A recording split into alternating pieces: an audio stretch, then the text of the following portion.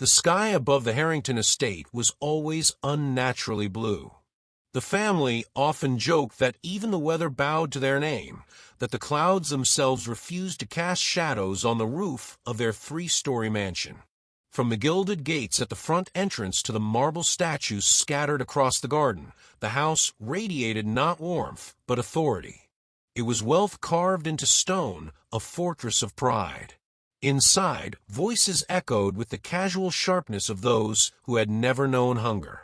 Laughter rolled down the corridors, but was never laughter of innocence or joy. It was laughter sharpened like crystal against someone else's weakness. The Harringtons were admired and envied in equal measure, and they cultivated that reputation as carefully as their rose gardens. And within these walls lived someone whose name was never written on invitations, someone whose steps were meant to be soundless, the Nanny. Her name was Anna. To the Harringtons, she was just the help, another shadow in a household overflowing with chandeliers and imported art. Anna had worked for them for 5 years.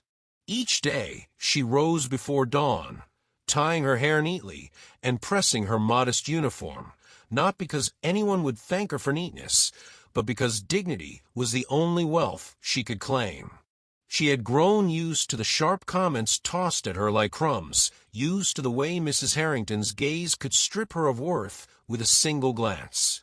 Yet she stayed, not out of weakness, but out of silent devotion to the little boy, Eric. Eric was the Harringtons' only child, their heir, their treasure, though at times he seemed more like their hostage. His mother adored presenting him in public, a perfectly tailored suit, perfect smile, perfect manners, while his father spoke of him as though he were an investment portfolio. But behind closed doors, Eric was only 8, fragile and curious. He laughed easily with Anna, asked questions endlessly, and clung to her hand at night when storms rattled the windows. It was Eric who gave Anna the strength to stay. It was Eric who reminded her that even among arrogance and cruelty, innocence still bloomed. On this particular morning, the Harrington mansion glistened with preparations for yet another gathering. Florists hurried across the driveway, carrying buckets of lilies. Chefs in white jackets dashed through the back doors with crates of seafood. It was not a holiday, nor a birthday, merely another evening when the Harringtons decided the town should remember who owned the tallest gates. Anna stood at the edge of the kitchen, folding napkins into precise shapes. She had been ordered to assist in preparations, though she knew well that by nightfall her presence would be hidden behind swinging doors. As she folded, she listened. Servants' ears were always sharper than their eyes. Mrs. Harrington's voice carried down the hallway like perfume, sweet and choking. Make sure the caviar is chilled properly. And do remind the pianist that tonight's selections must include Liszt. Nothing sentimental. I despise sentimentality. Her husband's reply was lower, rougher, the kind of tone that settled like dust. It doesn't matter what he plays. What matters is the guest list. Tonight we discuss the future of the inheritance. Inheritance. The word hung in the air like a dagger. Anna's hands froze on the napkin. Inheritance. Eric was only a boy. Why speak of such matters now? She looked down, forcing herself to keep folding, though her heart beat faster. She had no right to curiosity, and yet curiosity burned. By noon, the mansion swelled with movement. The Harringtons never lifted a hand when others could lift it for them. Still, Anna was summoned upstairs, not to be thanked, but to be reminded of her place. Mrs. Harrington, tall and severe in a silk gown, barely glanced at Anna when she entered. You'll be at Eric's side tonight, but invisible. Do you understand? Invisible. Guests must not think. We allow him to cling to a servant. Yes, ma'am, Anna murmured, lowering her eyes. Invisible. That word had become her uniform. Later in Eric's room, the boy sat cross-legged on his rug, toy helicopters scattered around him. His eyes lit up when Anna entered. Anna, look. This one has real spinning blades. Father says one day I'll fly a real one. Will you come with me when I do? Anna smiled, though her chest tightened. Perhaps. But only if you promise to keep both feet on the ground until then. I'll promise if you promise to always stay. His voice was soft, vulnerable in a way that broke her heart. Before she could answer, the door burst open. Mr. Harrington stood there, cufflinks gleaming, expression cold. Eric, come downstairs. And you, Anna, remember your place tonight. No unnecessary chatter. You're here to keep him calm, nothing more. Anna bowed her head. Yes, sir. The day passed in a blur of instructions, corrections, and sharp glances. By evening, the mansion glowed like a palace. Guests swept in with diamond necklaces and calculated smiles. Music drifted from the piano, elegant but hollow. Anna stood quietly in the corner of the ballroom, Eric's hand in hers. The boy pressed close, shy of the crowd. She felt the stares of other servants, their pity mingled with resignation. They all knew. This was Anna's place, a life of obedience and invisibility. Yet, as the evening deepened, so did the voices. Words like inheritance, will, signatures slipped into conversations, whispered in alcoves. Anna's ears caught fragments. She pieced them together in silence. Something was unsettled in the Harrington Empire. Near midnight, as the last guests drifted away, Anna was ordered to escort Eric upstairs. She obeyed, guiding the sleepy child to his bed. But as she closed his door, a sound caught her attention. The study. Mr. Harrington's private study. Its door left ajar, its light spilling into the corridor. She had no right, no reason, and yet her steps moved of their own accord. Inside, papers lay scattered across the desk. And there, half hidden beneath a ledger, was an envelope sealed in red wax. The name on it made her breath catch. Eric Harrington. She reached out, trembling, but before her fingers could touch the envelope, footsteps thundered up the stairs. She pulled her hand back, heart racing. The study door slammed shut. And in that moment Anna knew. Her life in this mansion was about to change forever. And to you, watching this unfold, if stories like this move you, subscribe now. More hidden truths are coming, and you won't want to miss them. And tell me in the comments, what you think Anna should discover next? Should it be a hidden letter no one was meant to see? A forbidden love behind the mansion's doors? Or even a secret child locked away from a world? Share your idea below. Your comment might inspire the next chapter of this story. The morning after the grand gathering, silence weighed heavy over the Harrington mansion. The kind of silence that follows extravagance: empty champagne glasses, crumpled napkins, and the faint scent of lilies wilting in vases too tall for any ordinary home.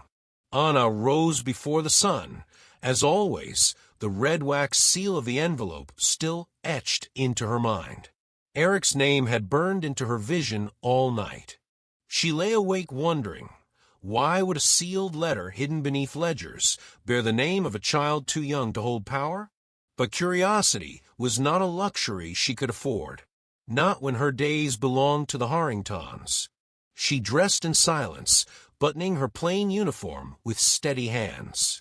Her reflection in the mirror was a ghost of resilience: calm face, neat bun, eyes that refused to break even when the world pressed down on them.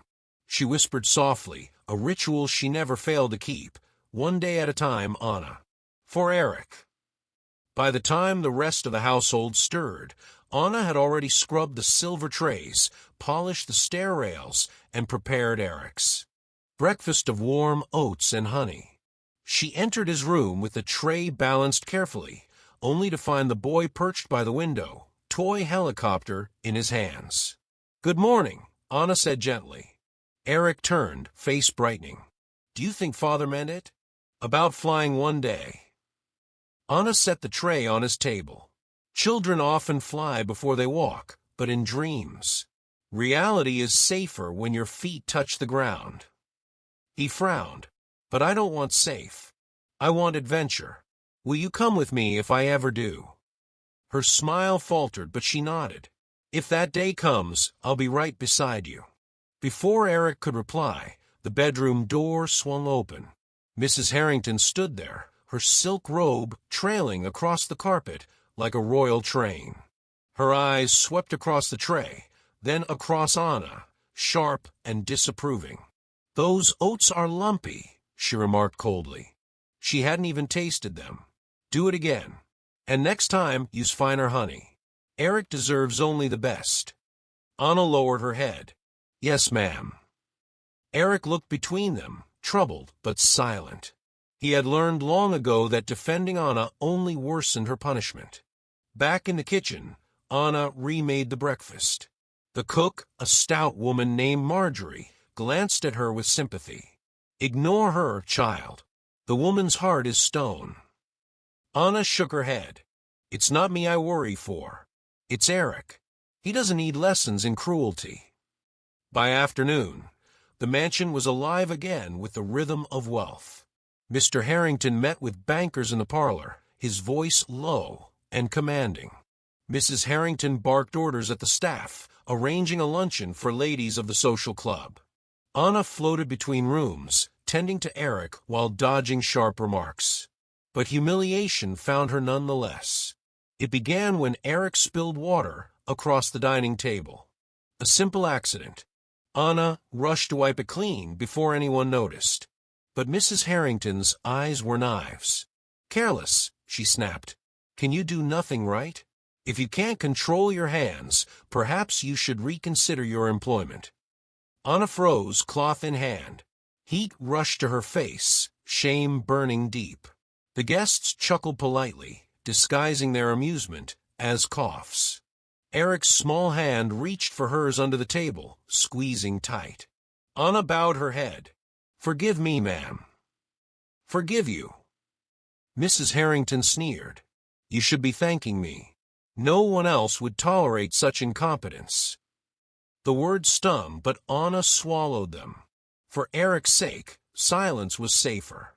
After luncheon, she retreated to the garden, Eric trailing behind. Among the roses, away from the sharpness of polished marble, Anna could breathe again. "Don't listen to her," Eric whispered. "You're better than all of them." Anna knelt, brushing a curl from his forehead. "It doesn't matter what they think. What matters is who you become." He hesitated, then asked, "Do you think I'll ever be good enough for them?" Her heart ached. "You don't need to be enough for them, Eric. Just enough for yourself. And you already are." But as she said the words, Anna knew the boy's future was not entirely his own. It was written in letters sealed with wax, whispered in corridors, hidden in wills. That night, long after Eric slept, Anna lingered in the hallway. The study door was locked now, as though Mr. Harrington had sensed her near trespass. But locked doors had never silenced truth, they only delayed it. From within, muffled voices carried. She leaned close, heart hammering. "If the will is altered, the boy's guardianship." "Quiet," another voice hissed. Anna pressed her ear closer, catching only fragments.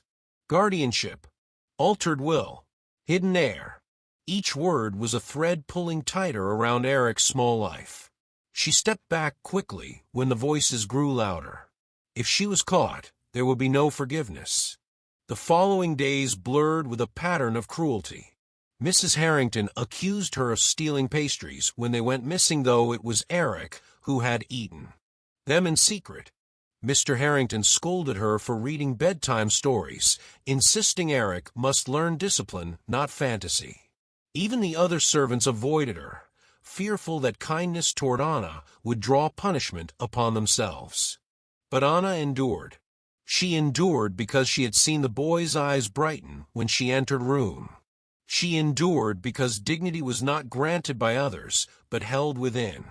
Still, the envelope haunted her. Sealed in red wax, Eric's name glinting under the lamp. Each night, as storms rattled the windows, Anna wondered if fate had chosen her a servant, invisible to guard a truth too dangerous for the rich to acknowledge. And so the tension grew, like a rope fraying thread by thread. The Harringtons' arrogance tightened, Eric's innocence trembled, and Anna's silence became a storm waiting to break. One evening, while escorting Eric through the garden, they passed near the garage where the family's vehicles rested like soldiers in a row. Among them gleamed a helicopter, polished, its blades glinting in the last light of day. Eric stopped, eyes wide. "One day," he whispered, "I'll fly that. Father promised." Anna's throat tightened. Promises in the Harrington household were dangerous things. They glittered like diamonds, but cut like glass. "Perhaps," she said softly, "but even promises can be traps." Eric tilted his head. "Then you'll protect me, won't you?"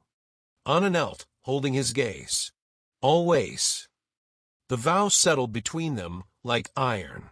But vows, like sealed letters, carry weight. And Anna's would be tested sooner than she could imagine. The town loved a Harrington spectacle almost as much as the Harringtons loved giving them. 3 days after luncheon, invitations went out for a charity tea on the back terrace, a garden affair with white linen tables set among blooming hydrangeas and a string quartet tucked beneath an elm. It was the kind of event where generosity was measured in photographs, where smiles froze into place the moment lenses turned away. Anna spent the morning ironing tablecloths and polishing silver until her reflection in the spoons looked steadier than she felt. In the kitchen, Marjorie basted tiny lemon cakes with a sheen of glaze, the air citrus bright. "You look pale, child," Marjorie said without looking up. "Eat something before you fall over, and they blame me for poisoning the help." Anna managed a smile and broke a heel of bread. "I am fine. Just tired. Tired from listening. Tired from waiting. Tired from carrying a question that had no safe answer." She had not seen the red-sealed envelope again. The study stayed locked, and each time Mr. Harrington brushed past her in the hallway, his cologne and caution seemed to say, "I know everything you think you know, and it will avail you nothing." By noon, the terrace had filled with women in silk and summer hats, pearls glowing at throats like captured moonlight. Mrs. Harrington stood at the center of it all, the kind of beautiful that never needed warmth to be admired. She raised a glass for the photographers, eyes glassy with triumph. "You there," she said, without turning her head. "Bring the tray to table 3. No wobbling. This is not a circus." Anna lifted the silver tray, cups trembling against saucers. Not because of the weight, but because humiliation had a way of loosening the bones. She wove between chairs, a figure no one was meant to see, until a voice stopped her. "What a charming uniform, dear. Do the Harringtons provide those, or are you expected to sew them yourself?" Laughter tittered around the table like wind chimes. Anna set the cups down and inclined her head. "The uniform is provided, ma'am." A woman with a pink hat leaned closer, a smile that did not reach her eyes. "And what does one do to earn such a privilege?" "Oh, never mind, I am being unkind. You must be very good with children. How fortunate you are to be so needed." Anna kept her face still. "Fortune wears strange masks, ma'am." The pink hat lifted, offended without understanding why. Before another barb could loosen, Eric appeared at Anna's side, cheeks flushed, tie askew. He had escaped a conversation with a banker who smelled like cigars and impatience. "Can we go to Fountain?" he whispered. "Just for a minute?" Mrs. Harrington's voice sliced across the terrace. "Eric, come back here at once. Do not cling to the staff, it looks needy." The pink hat laughed again. "Children copy what they see." Anna's hand found Eric's without thinking. The boy's palm was damp. He squeezed, a Morse code only the two of them could read. "Stay." Mr. Harrington chose that moment to raise his glass. "Friends, thank you for coming. The Harrington Foundation is proud to support the new pediatric wing. Our family believes in a future that honors legacy, excellence, and the responsible transfer of wealth." Polite applause rippled. Anna lowered her eyes, feeling Eric shrink beside her. The responsible transfer of wealth. As if love could be drawn up by lawyers and locked into a vault. When the toasts ended, servers made their rounds with a final tiered tray. Anna approached the head table with petit fours arranged like jewels. That was when the gasp rose, shrill enough to silence the quartet. "My bracelet," cried a guest in blue. "My grandmother's diamond bracelet, it is gone." All faces turned toward drama, like flowers to sun. Mrs. Harrington set down her glass. "Calm yourself, Lydia. When did you last have it?" "Here," the woman insisted, shaking her bare wrist. "Here at this table, not 15 minutes ago." Eyes moved the way suspicion moves, quickly and without charity. They landed on the nearest hands, the nearest apron, the nearest nobody. They landed on Anna. Mrs. Harrington's voice lowered, made careful for the cameras. "Of course we will find it. Anna, empty your pockets." Anna blinked. "I do not have any pockets, ma'am." "You know our uniforms do not have them." "Then your bag. Your apron. Your shoes if you must." The terrace held its breath. Even the leaves seemed to hush. Eric stepped forward, small and shaking. "Mother," she would not. Mr. Harrington lifted a palm, and Eric faltered. "Let us be efficient. There are guests to consider." A security guard approached, eyes averted as if to avoid seeing the dignity he was about to bruise. Anna loosened the ties of her apron. She unwound the string with careful fingers and laid the cloth flat on the table. No bracelet. She slipped off her shoes one by one. No bracelet. She unfolded her small canvas bag, the one she carried between shifts with a change of stockings and a sandwich wrapped in paper. No bracelet. A murmur spread. A few guests looked relieved, not because of Anna, but because drama without a culprit is bad entertainment. Mrs. Harrington's mouth tightened. "Search the other staff, then the grounds." It was Eric who broke. "It is my fault," he cried suddenly, face crumpling. "The bracelet is in the hedge. I was pretending it was treasure and I hid it. I forgot until now. I am sorry, I am sorry." Silence cracked and fell like glass. The guard hurried to the hedge and returned with a glittering loop of diamonds caught in a branch. He dropped to one knee to present it to the woman in blue. She gasped with relief and promptly forgot Anna existed. Mrs. Harrington turned slowly to her son. "You have humiliated us." Eric shook his head hard. "I did not mean to. I only wanted to play." It was not Anna. Mrs. Harrington's gaze flicked to Anna. "Then learn to play without lowering this family." The words were calibrated to be quiet, which made them land harder. She faced the guests and resumed her smile, the kind that makes forgiveness look like magnanimity rather than calculation. "All is well. Children and curiosity, you know how it is. Please enjoy another cup." Anna did not cry. She could feel the tears behind her eyes like rain behind glass, but she held them. She tied her apron back on, lifted the tray, and moved as if nothing had been taken from her. Humiliation is a theft no one prosecutes. When the last car pulled away and the terrace returned to birdsong, Anna stood at the far edge of the garden, at the line where manicured lawn yielded to old trees. Eric found her there, hair mussed, eyes swollen. "I am sorry," he said, voice wrecked. "I thought it would be a game. I did not know they would blame you." She took his hands. "You are a child. Children play. It is the job of the powerful to remember that." He glanced back at the house. "They will be angry at you. They already are. That is not new." Eric pulled a small square from his pocket. It was a photo he had taken with the household camera, a quick snapshot from the upstairs corridor. It showed Mr. Harrington in the study, bent over an open safe, hidden behind a painting of a storm at sea. "Look," he whispered. The painting opens. There is a code. I watched Father. He put his hand on his chest, then on his cuff, then pressed numbers. 4 of them.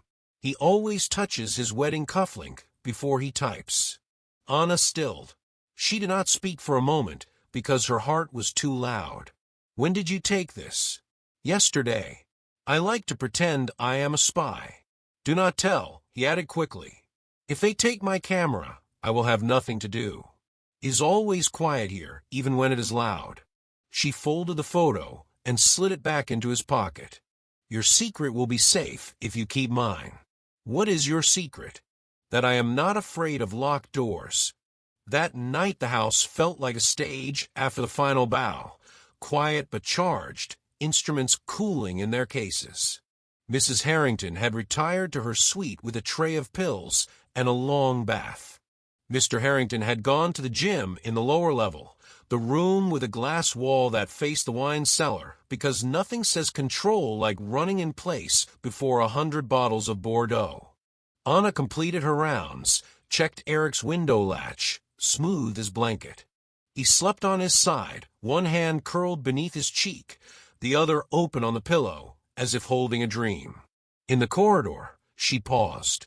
The painting in the photograph hung near the study door, a tempest rendered in oil, waves rearing like horses. She had dusted it 100 times without seeing it. She looked left, then right.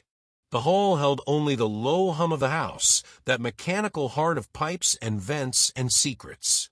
She pressed her fingers to the canvas frame. It swung just a fraction, then more. Behind it, a steel door waited, small and unblinking. The keypad glowed faintly, a tiny constellation ready to be arranged into meaning. She remembered Eric's words. Hand to chest, hand to cuff, for numbers. A gesture of marriage, a gesture of name. Anniversaries. Birthdays. Legacies. She thought of the dates printed on the framed family photo in the foyer.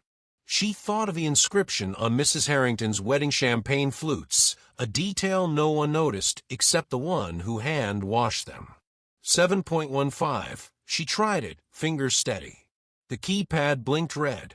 She inhaled, closed her eyes, felt again the rhythm of Mr. Harrington's footsteps.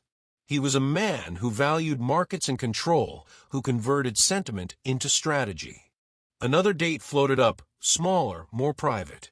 Eric's birthday. 3.28. She entered it. The light turned green. The safe whispered as it unlatched. Inside lay order. Folders labeled in block letters, a stack of passports no one in this house admitted to needing, a velvet pouch heavy with coins, a black box with a thumbprint reader that would not know her. On the top shelf, under a paperweight shaped like a compass, sat the envelope. Red wax, seal unbroken, the impression deep and clean. Eric Harrington. Her hands trembled. The feel of the wax under her fingertips was the feel of a decision. If she opened it, there would be no unknowing. If she left it, ignorance would remain a blanket that did not keep out the cold. She lifted the envelope. Beneath it lay a second folder, thinner and labeled in Mr. Harrington's neat hand. Codicil B. She slid it free and opened it. The language was careful, the way rich men spoke when speaking to the future. In the event of my death or incapacitation, whether temporary or permanent, the temporary guardianship and immediate care of my minor son, Eric Harrington, shall pass to Anna Rivera until such time as a court of competent jurisdiction affirms final guardianship as set forth herein.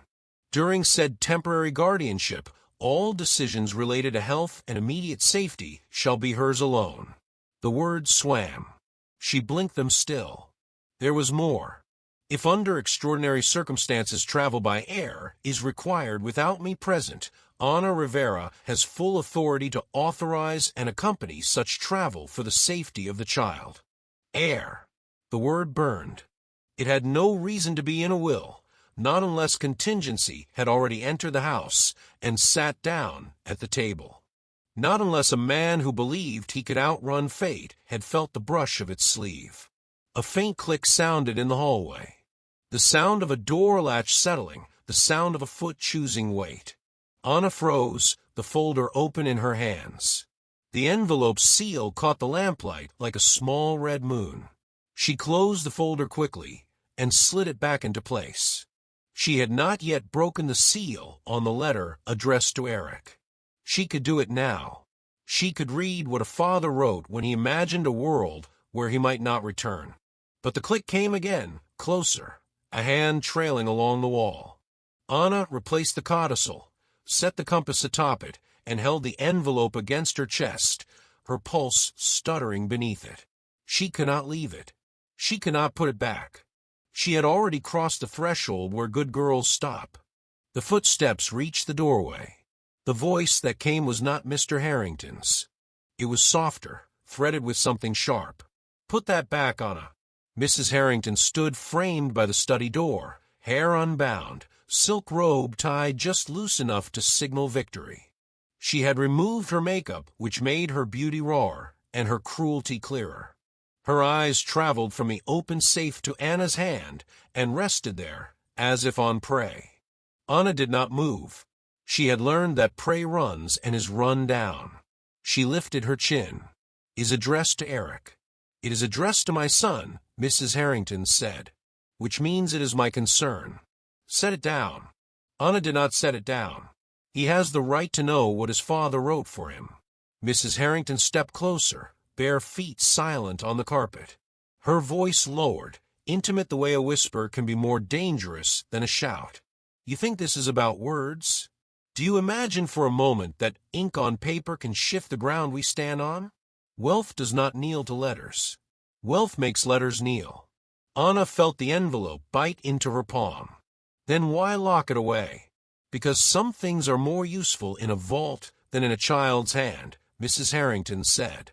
Her gaze flicked to the codicil beneath the compass, a quick glance that told Anna everything. Mrs. Harrington knew its contents. She had known and left it there like a loaded gun, confident no one she could see would ever pick it up. The house creaked, a familiar settling, but felt different, like a stage moving into place for a scene no one had rehearsed. Anna thought of Eric sleeping, hands open to a dream. She thought of the word heir on the page, a word that should have been innocent. She thought of vows in gardens and boys who hide diamonds because treasure wants to be found.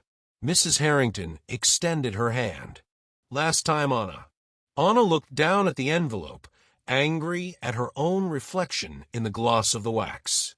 She slid the letter into the pocket of her skirt, the one no one believed she had because uniforms do not have pockets. Of course not.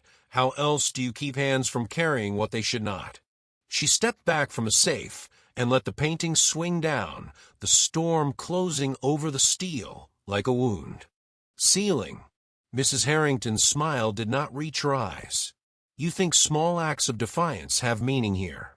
They do not. Do you know why we host so many parties? Because noise is a kind of fence. The town cannot hear anything behind it. You are a girl who confuses silence with safety. I am a woman who knows the difference between secrecy and protection," Anna said quietly. "One keeps power. The other keeps children." Mrs. Harrington's expression flickered. It was gone in an instant, replaced by chilly amusement. "You are charming when you are brave. It will cost you. But not tonight. Tonight you will go to your room, and you will decide whether your future is in this house or beyond it. Tomorrow at breakfast, you will bring Eric his toast, and you will pretend his life is not a currency. You will return what you have taken, and you will remember that every door in this house is mine." She turned and left, silk whispering. The study door clicked shut behind her. Anna stood very still. In her pocket a letter warmed against her skin, the weight of another person's hope. She could hear her own breath again, harsh in the quiet. In the window, the garden lay astonished under starlight. She went first to Eric's room and stood in the doorway, watching the soft rise and fall of his shoulders. She did not wake him. The letter in her pocket burned like a coal. In her small attic room, she locked the door and lowered herself to the edge of the narrow bed. The envelope sat on her knees, the wax seal unbroken, the red moon hole. She traced the edges, then stopped. Mr. Harrington had written this for someone small, someone whose fingers were still clumsy with their own shoelaces. It did not belong to her, not really. But sometimes belonging is not about rightful ownership, it is about rightful safety. She slid a knitting needle from a basket under her bed and lifted the wax carefully, the way a surgeon lifts skin without tearing. The seal came away whole, a miracle of patience and fear. Inside, the paper crackled, thick and expensive, the kind that holds ink like a promise. She unfolded the letter. "My son," it began, "if you are reading this, I was not with you when I should have been. Forgive me. I am not a man who believes in apologies while breathing. I believe in them now." Anna read until her vision blurred, then read again. There were lines about a flight plan and a hangar and a pilot with a heart condition that no one wanted to discuss because successful men do not enjoy discussing mortality. There were lines about fear, a word Mr. Harrington seldom used, a word he had given to his wife as a tool and to his son as a lesson. There were lines about Anna. If anything happens and you are with Anna, you listen to her. You trust her. She was once a girl who wanted to be a pilot and could not find runway. I gave her a different kind of sky and asked her to sweep it. If I am gone, she will give it back. Anna lowered the paper. She felt the room tilt, the way a plane banks when it turns toward a destination the passengers cannot see. She remembered the scholarship letter she had folded into a drawer years ago, back when the choice had been between a dream with wings and a job that fed her grandmother through winter. She had chosen ground and dutiful love. She had never told anyone, not even Eric, not even herself, not really. On the back of the letter, in a postscript, a flight number and a date had been written in hurried script. Saturday, 3 days from now. A short hop to the coast, a lunch with a man who wanted to talk about a private school, and a trust that could not be spoken of before the ink was dry. The helicopter would lift at noon. Eric would be on board with a pilot Mr. Harrington insisted was the best, and yet there was the word fear again, tucked between the lines like a pressed flower. A floorboard sighed outside her door. Anna refolded the letter and slid it back into its envelope. She placed the red seal on top of it, whole and unbroken, then slipped both into the lining she had stitched into her skirt for such a day she had never named. She blew out the lamp and lay back without undressing, eyes open in the dark. The house slept, or pretended to. The garden dreamed of storms. In the hangar by the garage, the helicopter waited, patient as a predator, blades folded into a promise. Morning would come. Breakfast would be served on time, because some things in this house never failed. Mrs. Harrington would watch Anna the way a cat watches a bird that has not yet understood the shape of the sky. Mr. Harrington would scan the markets and the flight weather and the faces of men who knew his secrets. Eric would chatter about treasure and fountains and ask if Anna would come to the hangar on Saturday to see the spinning blades. And somewhere in the spaces between those hours, a decision would be made that could not be undone. Anna closed her eyes and did not sleep. In her pocket, the letter waited like a heartbeat that was not hers. On the desk of a locked room, beneath a compass that pointed always toward the self, a codicil named a woman invisible and made her indispensable. The morning after the envelope burned against her skin, dawn crept over the Harrington estate in pale strokes of gray. Rain had passed in the night, leaving the garden slick and shining, the hedges still dripping like chandeliers of leaves. The mansion stood tall and unbothered, its marble facade unscarred by weather, by time, by truth. Only Anna carried the storm in her chest. She woke before the bells of the kitchen clock, before the cooks stoked the ovens, before anyone expected her. The letter weighed on her even when it was hidden deep in the lining of her skirt, stitched in secret. She had not slept. She had only lain awake, replaying every word. She was once a girl who wanted to be a pilot and could not find a runway. She had buried that girl long ago. Now the words dug her up again, dirt still clinging to her hair, asking, what if the dream was not dead, only waiting? Anna washed quickly in the narrow sink of her attic room and tied her hair into its habitual knot. Uniform pressed, apron tied, face composed. If the Harringtons taught her anything, it was that masks are stitched tighter than fabric. She descended into the kitchen with steady steps, though her heart raced faster than the clocks. Marjorie, bent over a mixing bowl, grunted in greeting. You're early. Couldn't sleep? Anna shook her head. Just thought I'd help with breakfast. Help? Marjorie smirked. You're the one who carries it up the stairs. Don't dress charity as choice. She softened, eyes narrowing. But you look different this morning. Did you see a ghost? Anna forced a smile. Something like that. Eric's breakfast tray was set with more precision than a surgeon's tools. Toast trimmed, orange juice strained, eggs whipped until they looked more like clouds than food. Anna carried it upstairs, each step measured, and knocked softly on his door. Come in, came the small voice. Eric sat cross-legged on the rug, toy helicopter in hand. His hair was mussed from sleep, but his eyes gleamed with mischief. Anna, guess what? Father said I get to go flying on Saturday. In the real helicopter. He said you can come too if you're lucky. Anna froze. The word Saturday landed like thunder. 3 days. The letter had whispered it, now Eric shouted it, innocent as bells. She steadied her voice. That is exciting. He grinned. I'll sit by the window. You can sit behind me and hold my hand if it gets bumpy. Before she could answer, the door opened wider. Mrs. Harrington swept in, silk robe cinched tightly, pearls at her ears though it was barely breakfast. Her eyes flicked to Anna, then to the tray. Eggs again. Do you intend to bore my son into mediocrity? Change it. Give him something with color. Fruit, perhaps. And tell the cook that dullness is a disease. Anna bowed her head. Yes, ma'am. And stand straighter when you bow. You look like a question mark.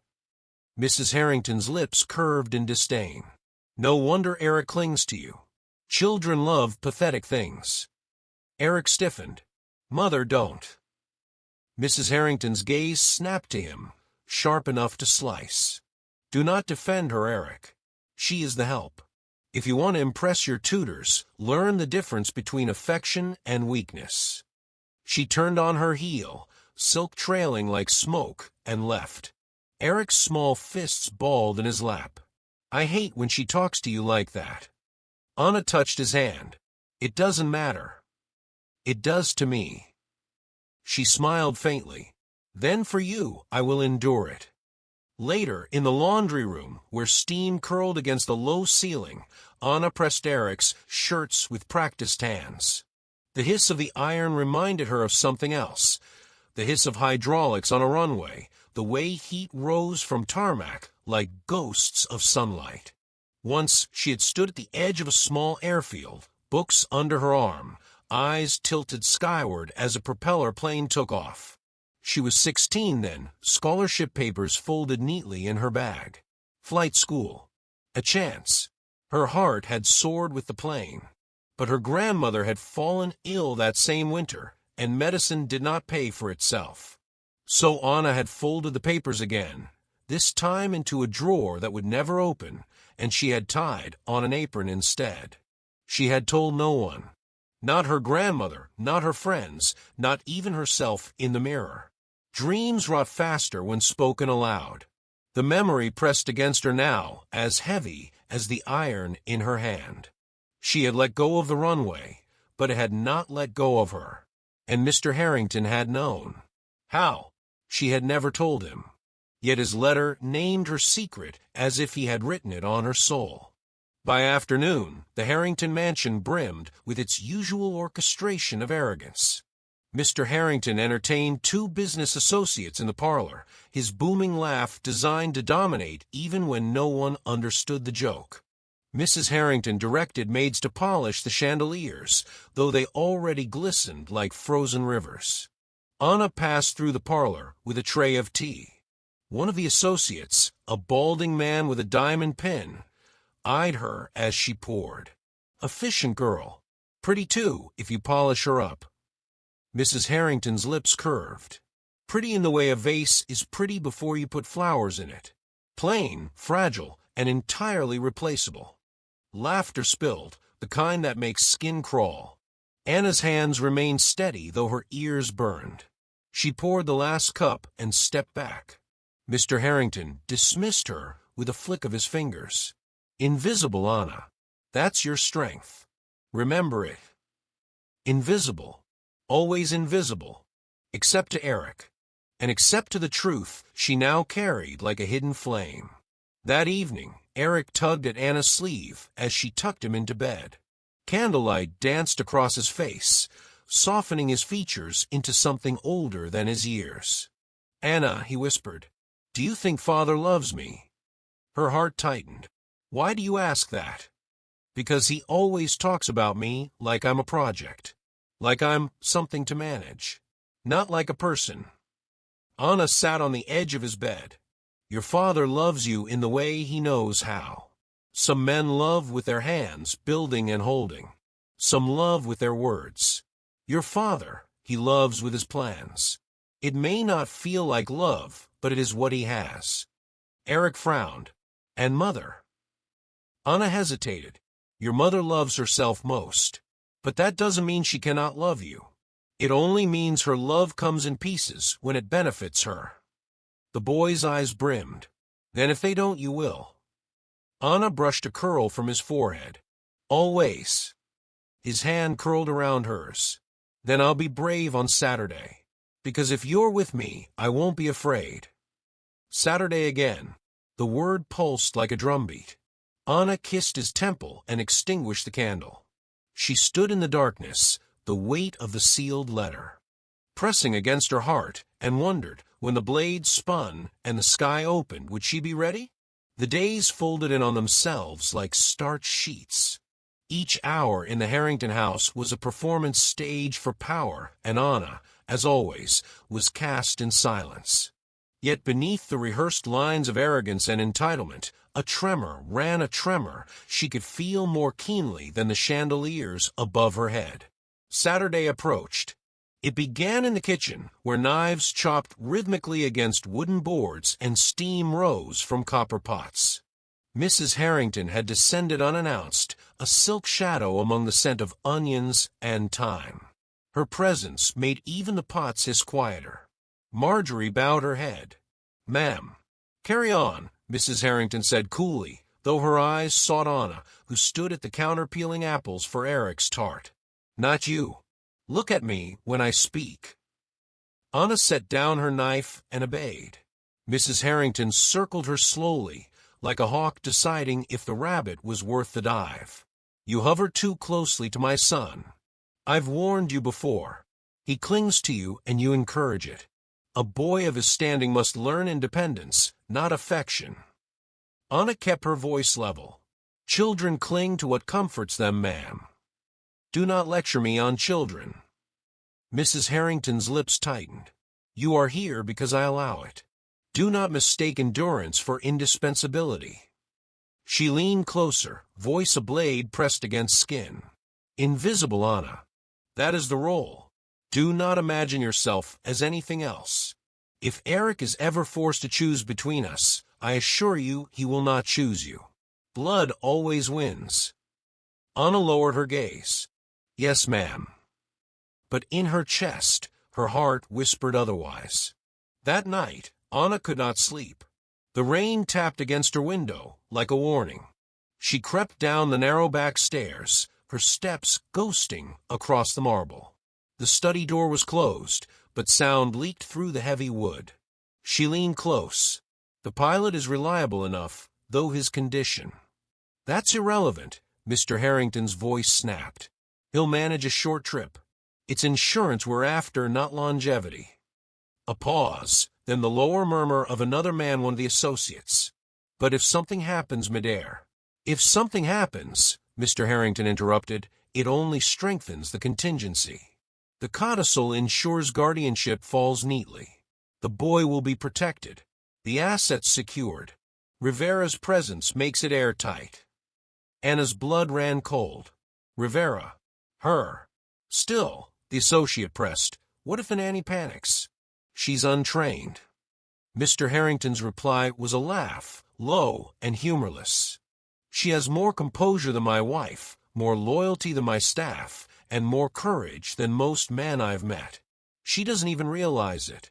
That makes her perfect. Besides, fear can be a sharper teacher than any manual." Anna pressed her back to the wall, lungs straining.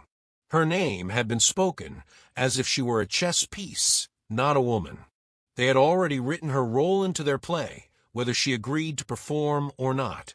She slipped away before footsteps reached the door. Upstairs, she locked herself in her small attic room and sat at the edge of the bed, trembling. The letter's words returned.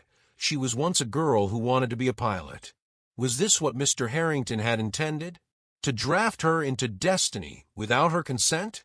The following day, Anna stole moments when she could. Eric's toy helicopters became her secret tutors.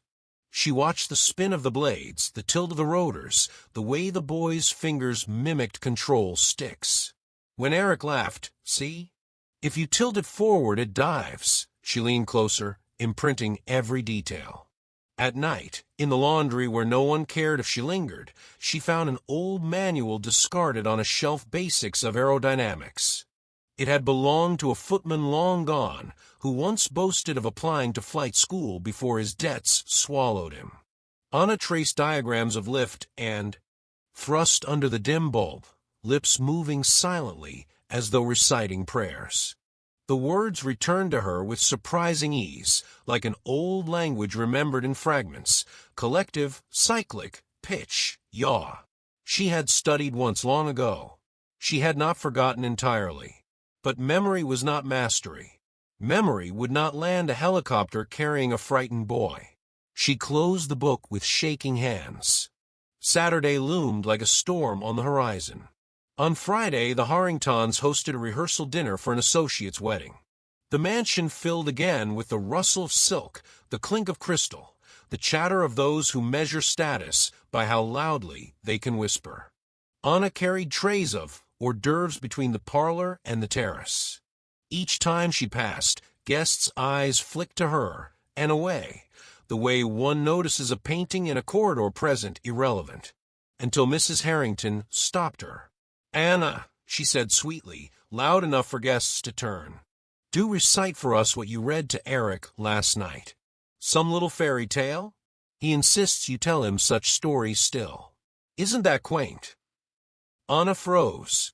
Heat prickled her skin. Mrs. Harrington's smile sharpened. "Go on. Entertain us. Pretend we are children in need of your wisdom." Guests chuckled, eager for spectacle. Anna inclined her head, words sticking like stones in her throat. "Last night we read of Icarus," she said softly. "A boy who flew too close to the sun." Laughter rose again. "Fitting," someone said. Mrs. Harrington clapped once, dismissive. "How charming. A servant teaching myths to heirs. Remember, Anna, stories end in tragedy when those beneath the sun forget their place." The guests laughed politely, sipping champagne.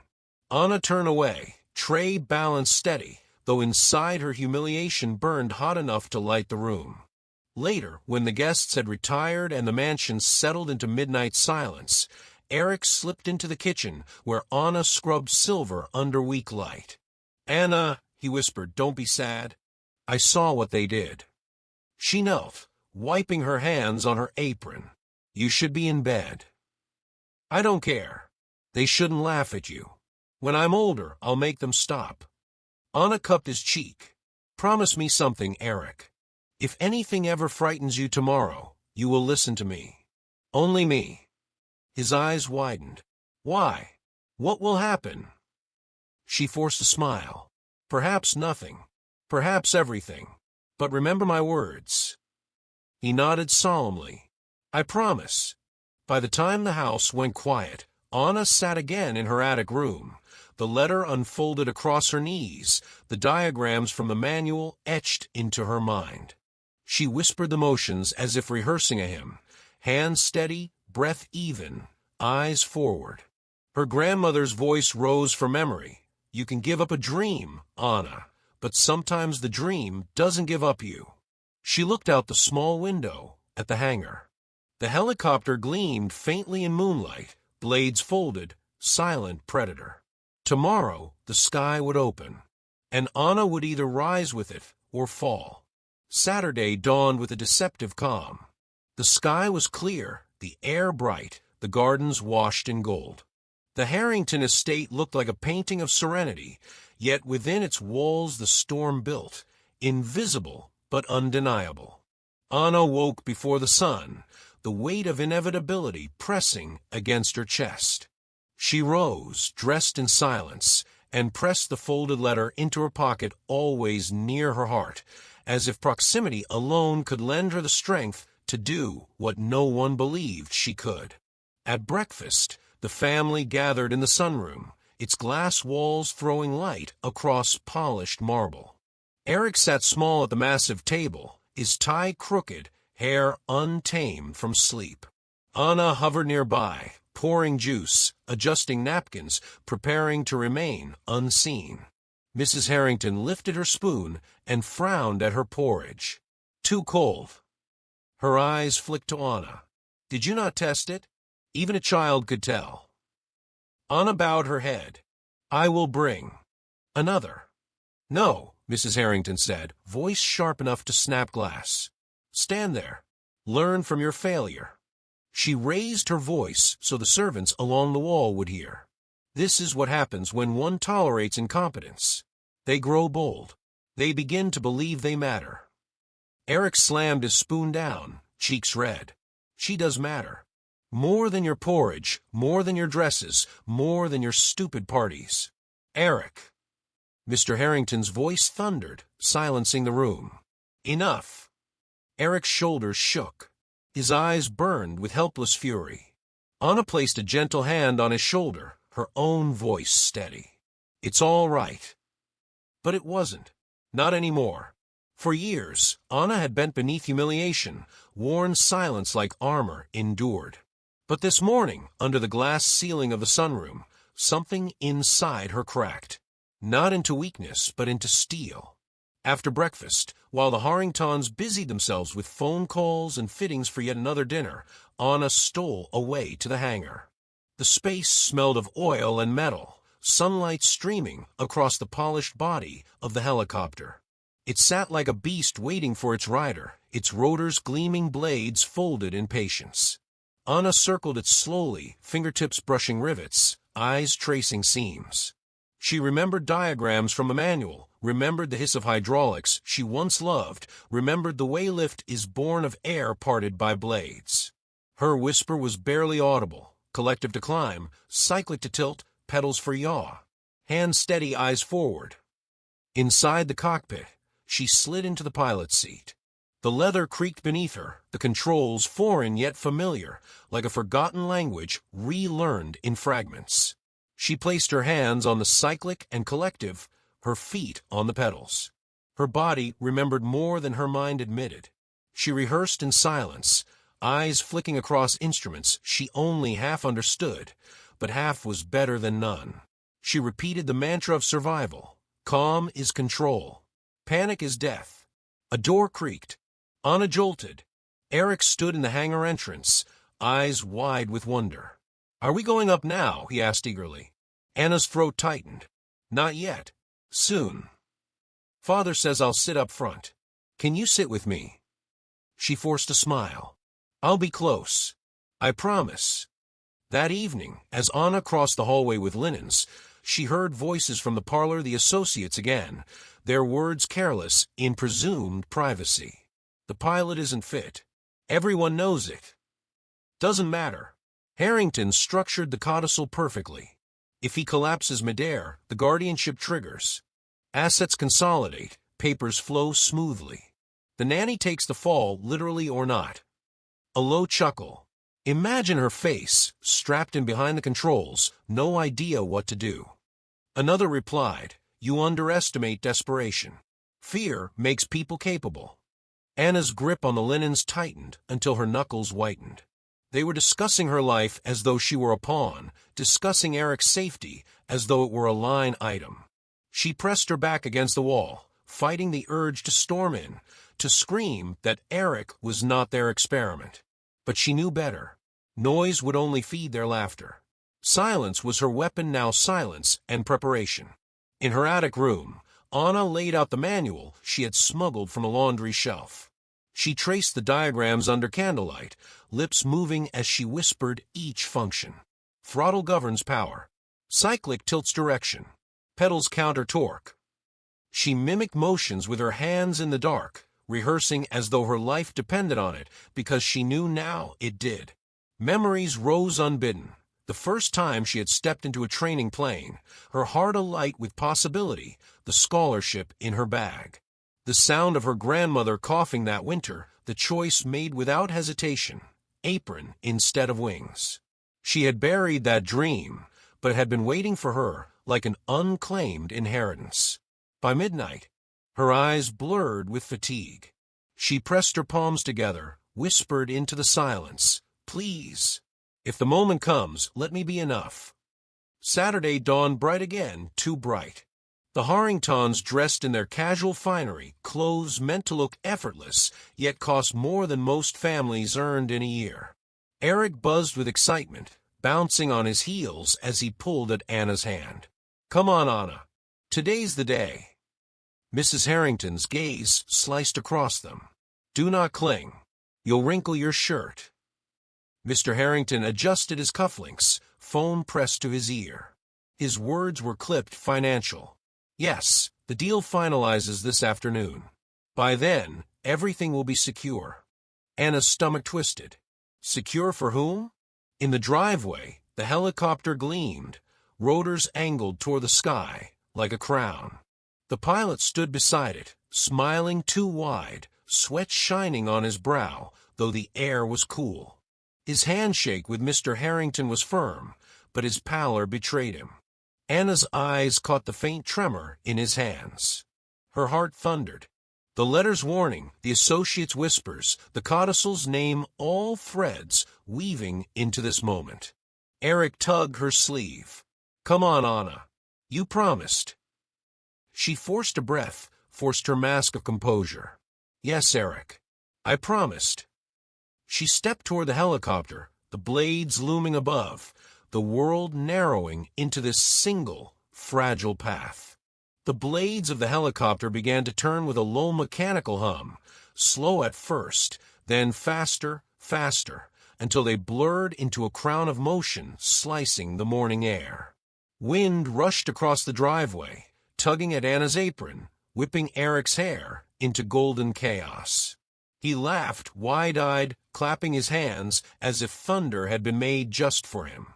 To the Harringtons, it was a display, another spectacle for neighbors to glimpse over the estate walls, proof that their sky reached higher than anyone else's.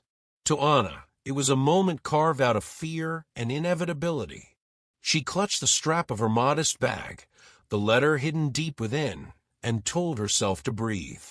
The pilot stood beside the open door, offering Eric a theatrical bow. "Your seat, young sir." His voice was cheerful, too cheerful, straining against something invisible. Sweat already shone at his temples despite the cool air. Mr. Harrington placed a hand on Eric's shoulder. "Remember what I told you. Be calm. Be confident. The sky belongs to those who claim it." Eric nodded, though his grip tightened on Anna's hand. She smiled down at him, steady, masking the quake in her chest. "I'll be right behind you." Mrs. Harrington didn't speak. She stood with arms crossed, silk scarf fluttering, eyes sharp on Anna, as if daring her to falter. The boy climbed inside, settling into the front seat beside the pilot. Anna followed, sliding into the narrow seat behind him, buckling her belt with trembling fingers. The cabin smelled of leather and oil, sunlight glinting off instruments that looked to Anna like a foreign alphabet, and yet part of her understood. Throttle collective cyclic. Shadows of memory stirred like embers. The pilot secured his headset, movements jerky. "All set." Mr. Harrington leaned into the open door, voice clipped. "Remember, Rivera invisible, but indispensable. Watch him. Keep him calm." The words burned. Invisible, yet indispensable. They did not know how literal those words would soon become. The door closed with a heavy thud. The world outside became muffled as the blades roared louder, beating the air into submission. The helicopter lifted, wheels trembling off the ground, rising into the sky. Eric gasped, his small face pressed to the glass. "We're flying, Anna. Look, the trees are shrinking." Anna forced a smile, leaning forward. "Hold on tight, Eric." Below, the Harringtons watched, their silhouettes shrinking with the mansion, the manicured lawns, the glittering fountains.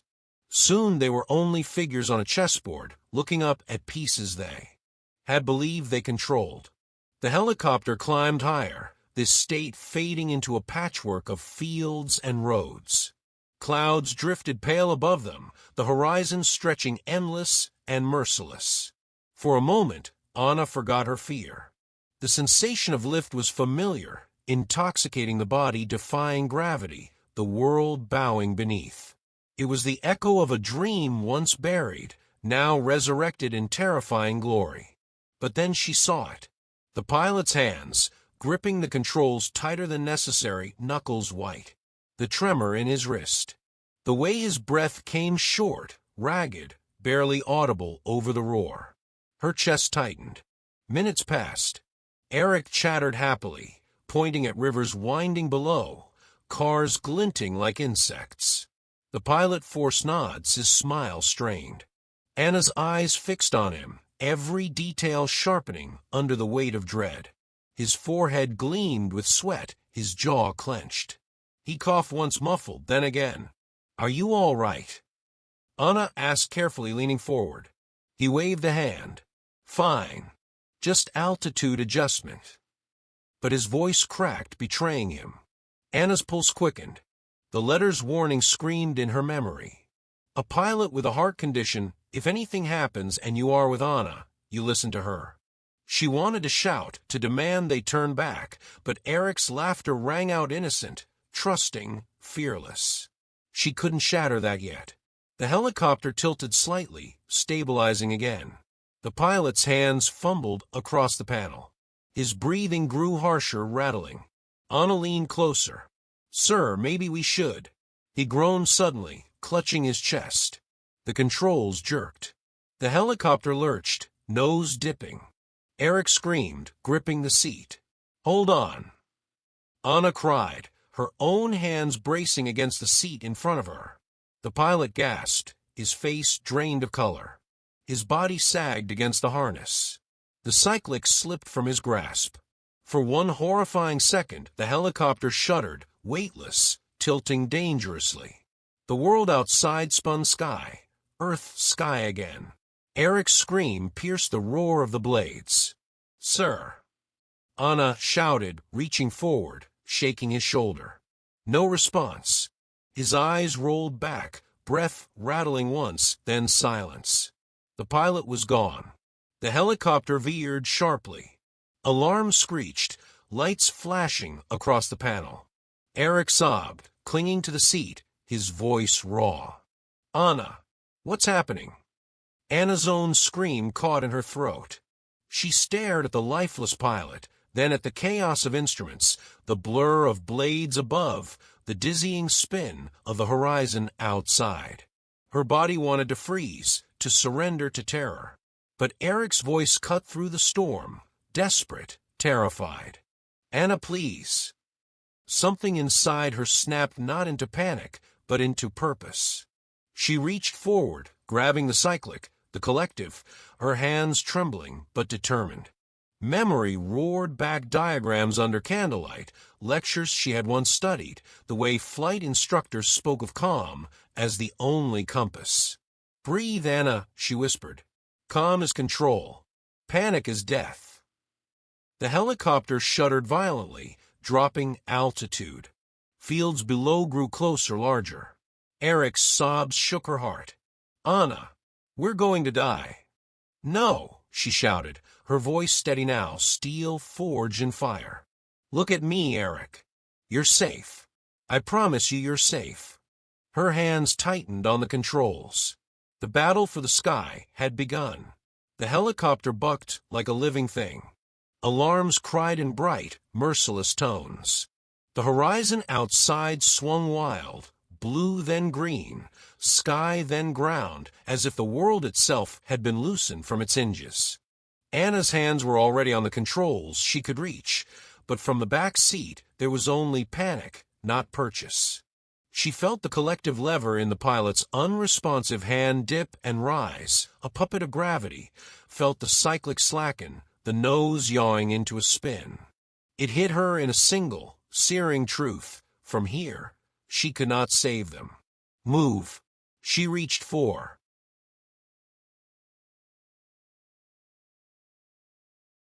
Voice calm. What is the easiest approach with the fewest obstacles?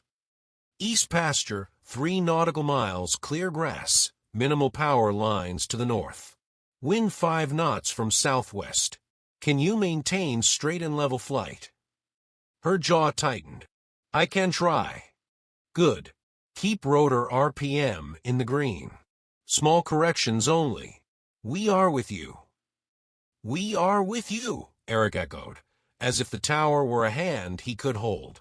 Eric, she said, voice lower now, threading reassurance into instruction. You are going to help me. You will be my eyes to the right. If you see anything I do not see, you will say it. But you will not touch the controls. You will not lean forward suddenly. You will sit tall and brave. Can you do that? He nodded hard, swallowing. I can be brave. You already are. For a minute, there was only the governed thrum of the engine and the measured exchange of breath between fear and focus. Her hands absorbed vibration as feedback. Her feet traced the small dance of pedals required to counter torque. It was not smooth. It did not need to be beautiful. It only needed to be enough. Ridgefield, we have the field in sight, she said when the green opened ahead, a bright rectangle in a quilt of darker land. Approaching from the west. Copy sight. Keep your descent shallow. Watch for the stand of oaks at the southern boundary. If you feel unstable, go around and try again. You have fuel and time. Go around. The phrase seemed cruelly casual for a life measured in heartbeats. She nodded anyway, though they could not see. Understood. A flicker on the panel. A light she did not like. The rotor RPM needle flirted with the edge of comfort. She adjusted a breath, a hair, listening with her whole body for the change. Too much collective, and the blades would bite the air wrong. Too little, and they would fall through it. Mom. Eric whispered, then caught himself, cheeks flushing. I mean, Anna. It is all right, she said, because he had not had a mother who caught him when he fell, not in the ways that mattered. Talk to me. I can see the trees. So can I. Count a 5 with me. 1, 2, 3, 4, 5. Again. They counted. Counting slowed terror into pieces you could hold. Below them, the land seemed suddenly alive with hazards that earthbound eyes never registered. A run of fence posts where none should have been. A gleam of wire along a property line that looked like light until you knew to fear it. She adjusted again, a whisper of cyclic, a breath of pedal. The helicopter responded like a nervous horse, head tossing, testing her hand. Good, she whispered again, this time to the skittish machine. Good.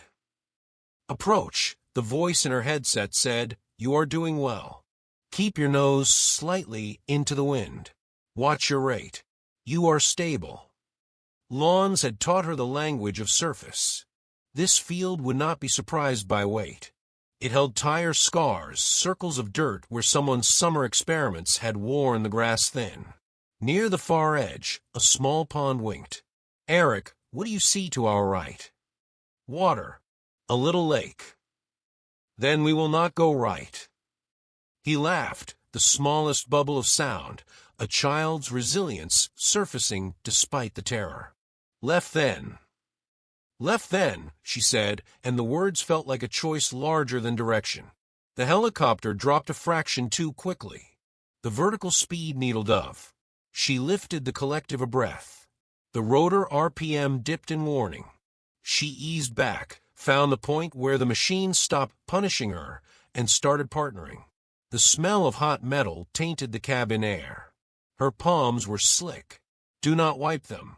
Do not lose contact. Ridgefield, she said, I may need guidance on final.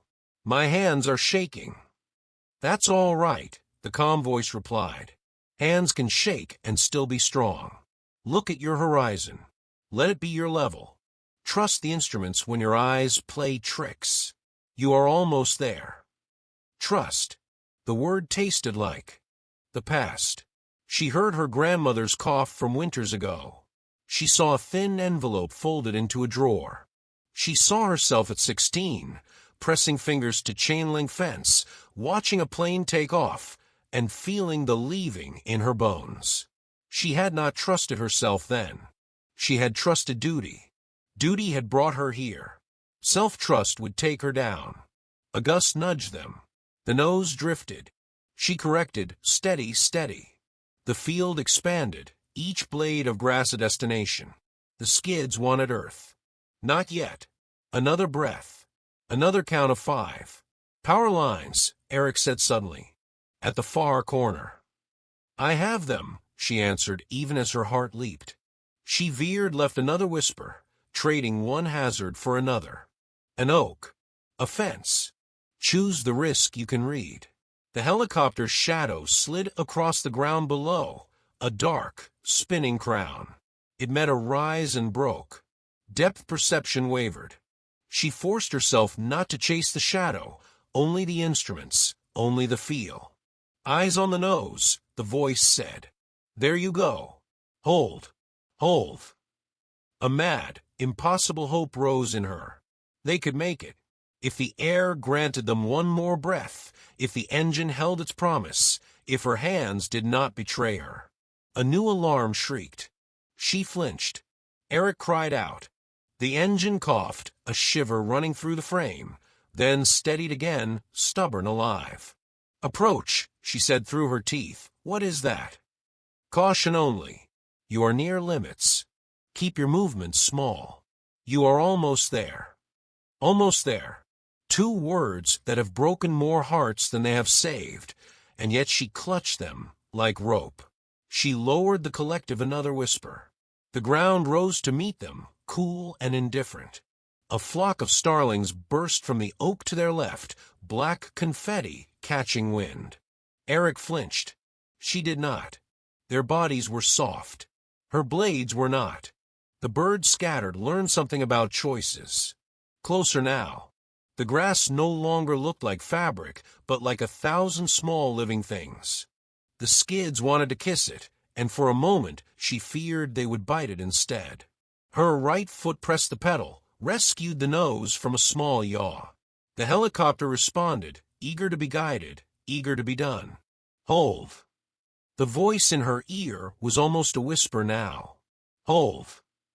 The skids touched, bounced, rose a breath, then settled again. Not yet. Not yet. The helicopter wanted to roll. She fought the roll. The cyclic trembled in her hand like a throat trying not to cry. Her breath left her in a long, steady stream. One more count of 5. The left skid found purchase, the right followed. The weight of the machine met the generosity of the earth, and neither gave way. The engine still roared, rotors still churned, the whole machine alive with power and intention. But they were on the ground. They were on the ground. Eric, she said, voice shaking for the first time since she had taken a seat, we are down.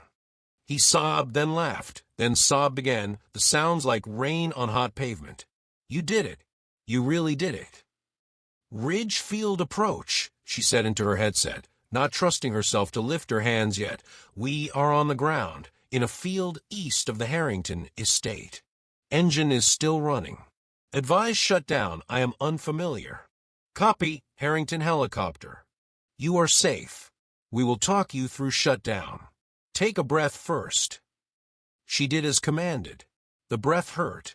It was the kind of pain that only arrives after survival, when the body tells the truth about what it endured. She let it flood her. Then she followed the voice, the steps, the sequence that dimmed thunder into silence. Switches. Levers. The rotor slowed, blades passing from blur to shape, from shape to stillness. Silence thudded against her skull. The field hummed with insects. The world was intact. She turned to the pilot.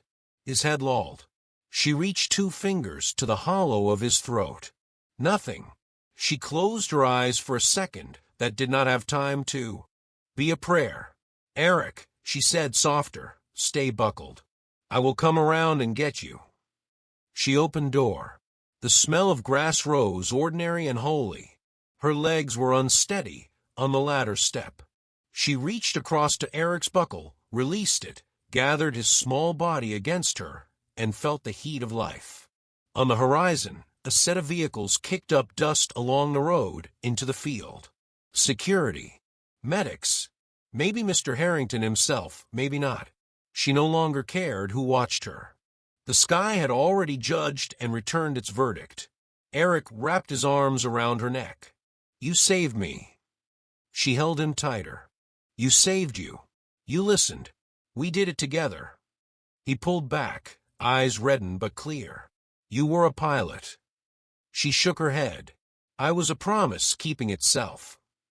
The vehicles drew closer, doors flinging open, shouts landing like stones in the grass. People swarmed around the helicopter. A hive discovering its queen had changed. Voices collided. Is the pilot? Who was flying? Medic this way. Mr. Harrington's voice cut through them all, rawer than she had ever heard it. Eric. The boy turned, instincts splitting him between the man who made plans and the woman who made safety. He let go of Anna and ran toward his father. Mr. Harrington dropped to his knees, arms closing around his son with a ferocity that surprised even him. He pulled Eric back by the shoulders, searching his face, then crushed him close again. Mrs. Harrington arrived seconds later, breathless, eyes enormous in a face that had been trained for composure. She stopped short at the sight of the helicopter, the silence, the pilot unmoving. Her gaze cut to Anna, held, then skittered away as if the sun were too bright. The medic pushed past with a bag and a voice trained in triage. Who flew them down? A dozen eyes turned to Anna. She did not move. The grass swayed around her ankles. The wind carried the last heat of the rotors away. She could have said 100 things, each of them true. She said nothing. Ma'am, the medic repeated, impatient, needing a report. She did, Eric said, twisting in his father's arms to point, emphatic now, no longer trembling. Anna did. She saved me. Silence staggered, then stood. It changed shape. It made room for a new fact.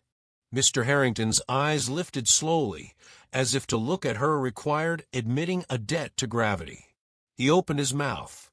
What came out was not yet gratitude, not yet apology. It was something like "I'll run through a grinder," something half-choked. Rivera. She held his gaze. Her hands were still shaking. She did not hide them. The medic called for a stretcher. Another voice on a radio demanded coordinates. People moved in purposeful lines, used to being important and finding themselves briefly irrelevant to the person who had already done the most important thing. Ridgefield approached to Harrington helicopter. The headset crackled from the empty seat, volume high enough for those nearest to hear. We show you on the ground. Confirm safe. Anna stepped back to the door, pressed the transmit switch with a finger that still trembled. Ridgefield, we are down and safe.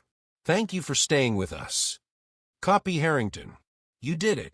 You did well. She set the headset down gently, as one might set down an infant just fallen asleep. The pilot was lifted, faces turned away out of a respect they would not name. The stretchers went to the vehicles. The neighbors would talk.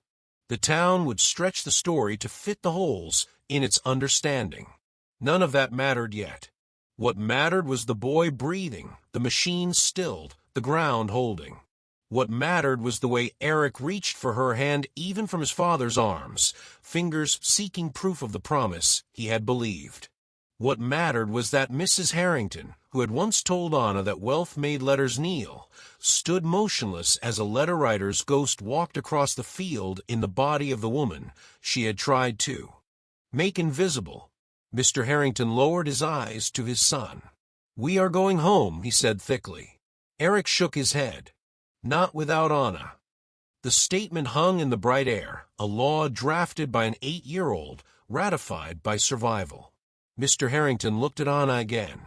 The man who planned for every contingency had not planned for this one, where the person he underestimated became the person he required. "Come," he said finally, and the word cost him something. "Please." Anna nodded once. She did not move until Eric disentangled from his father and reached for her. She took his hand. Together, they walked toward the waiting cars while behind them, the machine that had tried to devour them cooled in the sun. They had landed, but the ground had its own turbulence, and it waited just ahead. The field filled with people who knew how to move fast and speak louder than fear.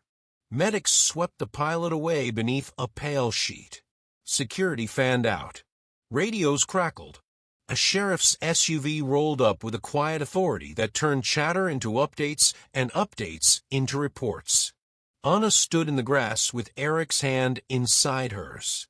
The boy's fingers were still shaking, but his eyes had found steadiness in hers and would not let go.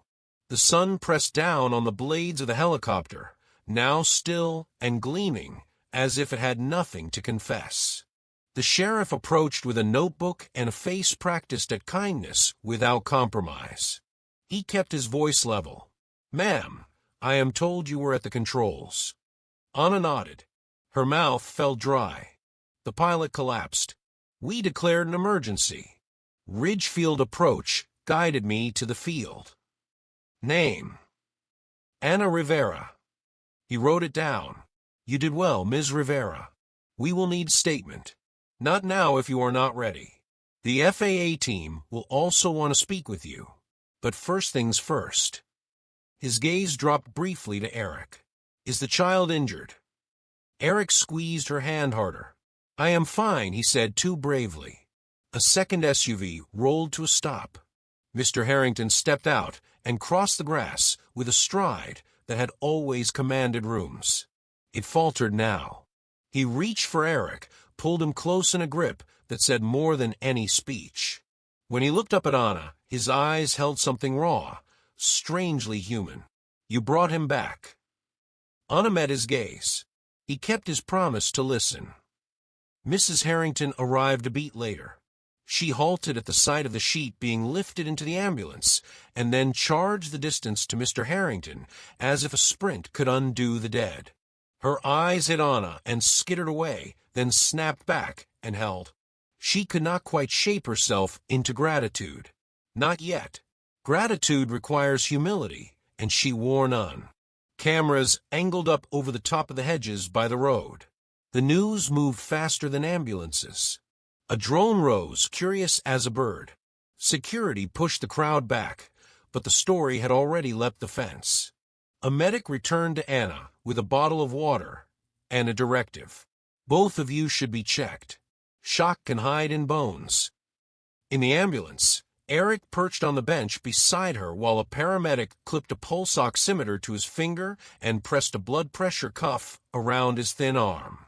His feet swung back and forth without touching the floor. He watched Anna as if she might vanish if he looked away. "Who taught you to do that?" the paramedic asked quietly while he worked. "To fly like that." Anna searched for the simplest truth. "Once a long time ago, I thought I would learn. Life chose a different lesson." The man nodded. "Sometimes the old lesson keeps studying you." They cleared Eric. No concussion, no obvious harm. Just a boy whose heart had been taught to beat fast and had done so too well.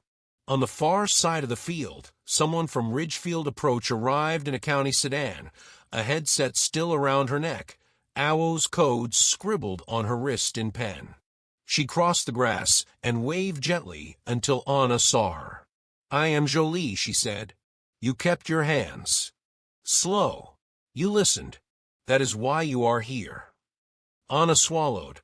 "If you had not answered, we would not be." Jolie's smile was small and bright. "We answer. That is our job." Mr. Harrington strode over. "Thank you," he said, and there was nothing elegant about it. "Whatever you need, whatever reports or funds or thanks, you will have it.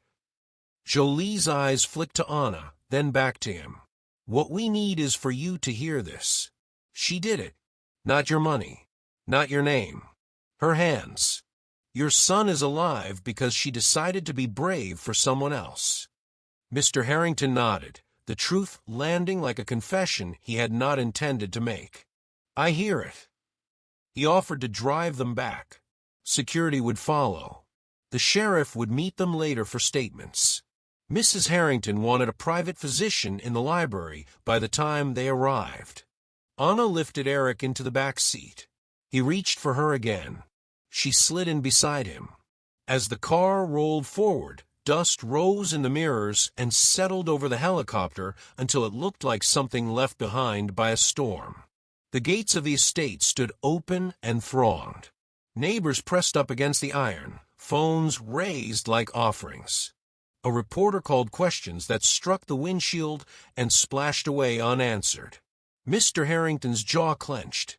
The car slipped through, and the gates swung shut with a sound like a book closing on a chapter that would be reread by strangers anyway. Inside, the staff formed a quiet corridor.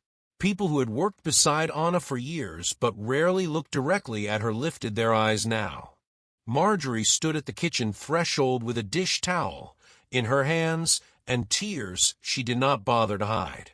She stepped forward, touched Anna's cheek with her callous thumb, and whispered, I knew. In my bones, I knew you were bigger than this house. Eric grinned at her, exhausted and proud. She flew. I saw, Marjorie said, though she had not. Everyone will. The private physician prodded, peered, pronounced them fine to rest. He advised fluids, quiet, and avoiding sudden noise. The house had never felt noisier.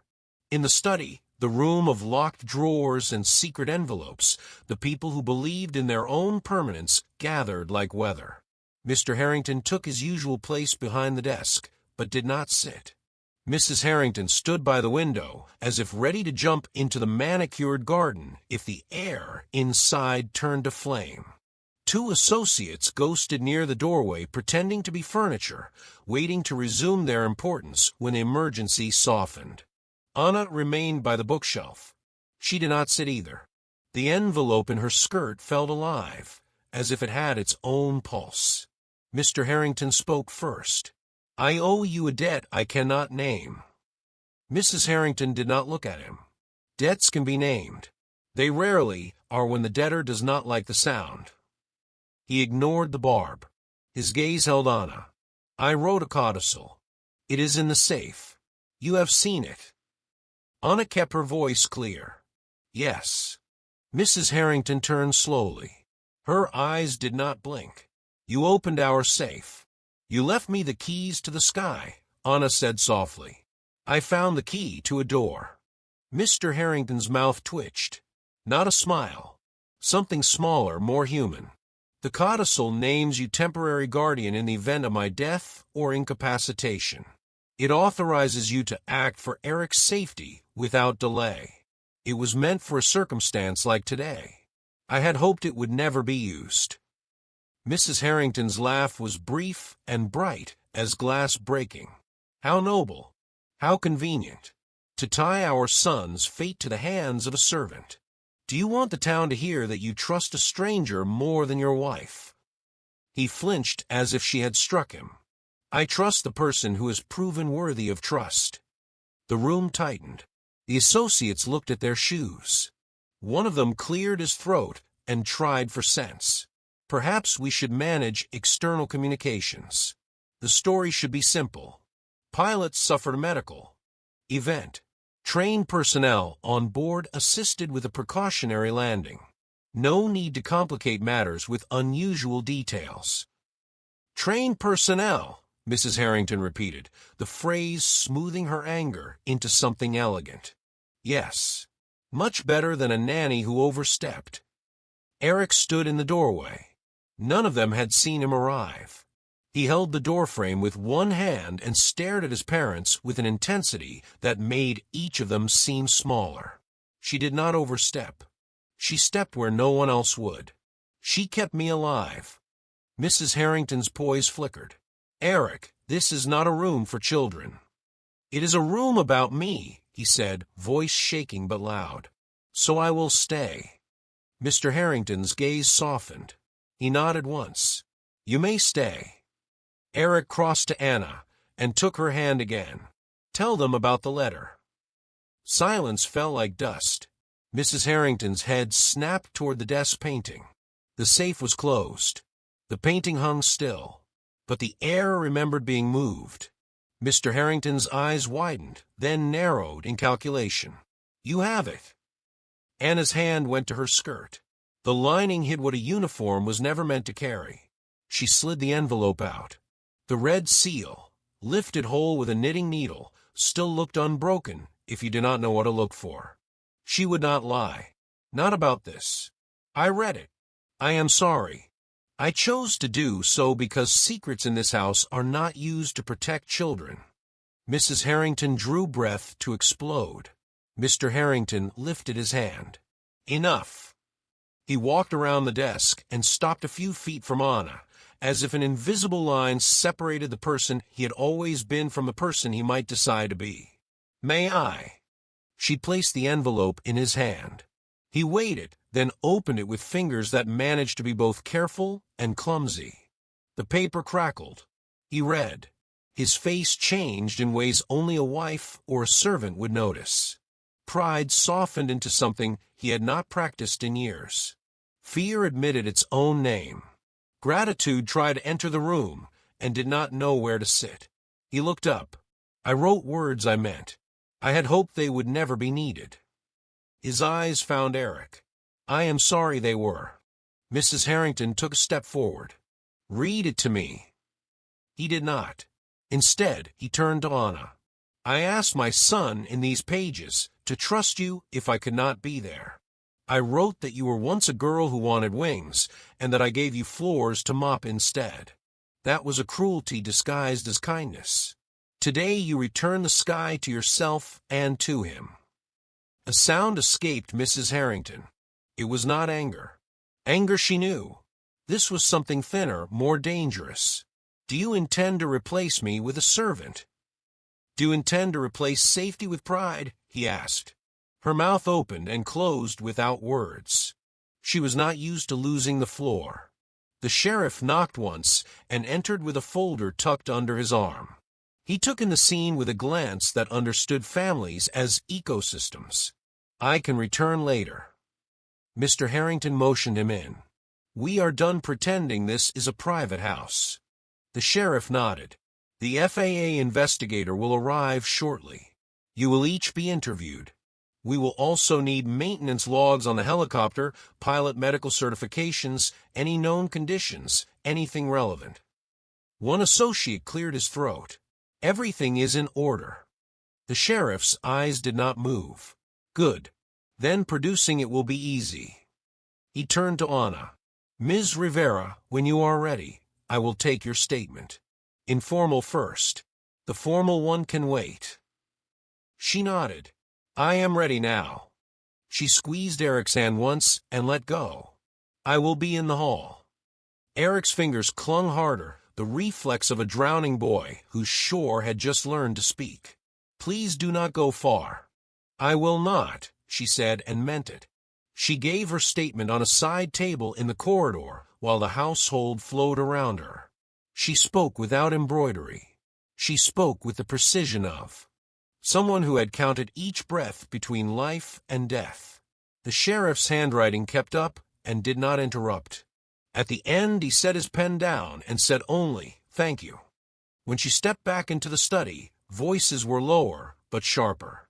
The FAA investigator had arrived, crisp suit, small case, an air of practiced patience. He asked for logs. He asked for dates. He asked for medical information on the pilot.